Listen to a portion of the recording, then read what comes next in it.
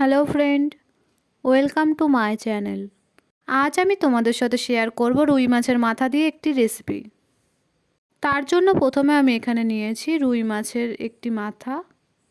রুই মাছের মাথাটা আমি দুই ভাগে ভাগ করে নিয়েছি। তারপর আমি ভেতরগুলো বেশ ভালো করে পরিষ্কার করে নিয়েছি। তারপর আমি এখানে লবণ ও হলুদ দিয়ে রুই মাছের মাথাটা মাখিয়ে নেব। এরপর আমি একটি কড়াইয়ে পরিমাণ মতো তেল দেব। তারপর মাছগুলো কড়াইতে দিয়ে দেব।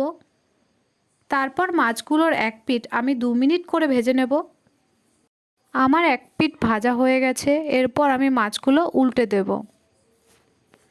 তারপর আমি আরেক পিঠও 2 মিনিট মতো ভেজে নেব। মাছগুলো আমার ভাজা হয়ে গেছে। এরপর আমি একটি প্লেটে তুলে নেব। তারপর ওই কড়াইয়ে আমি দিয়ে দেব পরিমাণ মতো তেল। তেলটা ভালোভাবে গরম হয়ে গেলে তারপর এর মধ্যে দিয়ে দেব 5 ফোড়ন।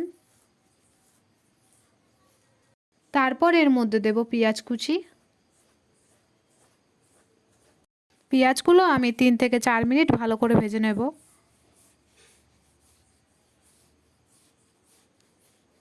তারপর আমি এর মধ্যে দেব কেটে রাখা আলু। তারপর সব কিছু বেশ ভালো করে মিক্স করে নেব। আলুগুলো আমি 3 থেকে 4 মিনিট ভালো করে ভেজে নেব। তারপর এর মধ্যে দেব লবণ পরিমাণ মতো, দিয়ে সব কিছু বেশ ভালো করে মিক্স করে নেব।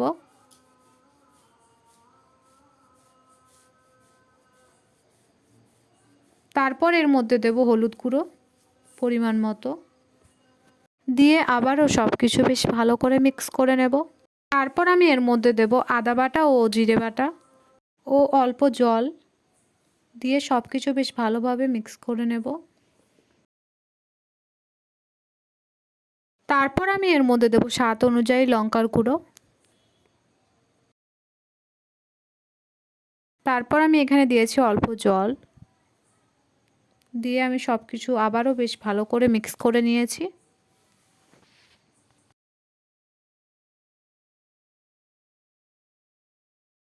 তারপর আমি এখানে দিয়েছি টমেটো।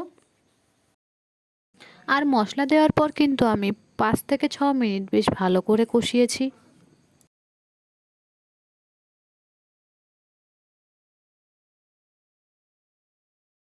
দিয়ে আমি এখানে দেব অল্প জল।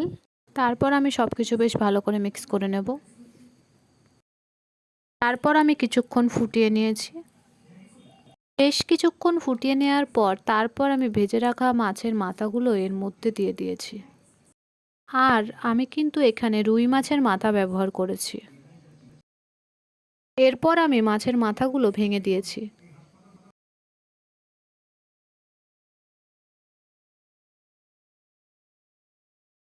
তারপর আমি আবারও সব কিছু বেশ ভালো করে মিক্স করে নিলাম।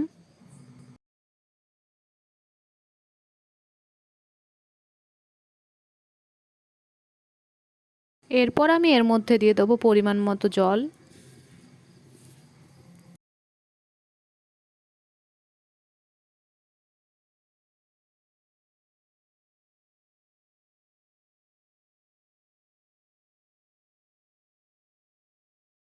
তারপর তরকারিগুলো আমি 6 থেকে 7 মিনিট ভালো করে ফুটিয়ে নেব।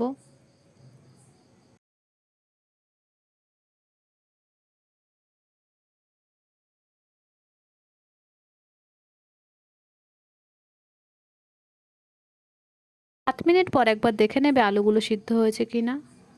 আমার আজকের রেসিপি তৈরি হয়ে গেছে। আর আপনাদের যদি আমার ভিডিও ভালো লাগে তাহলে লাইক, কমেন্ট, শেয়ার, সাবস্ক্রাইব করবেন।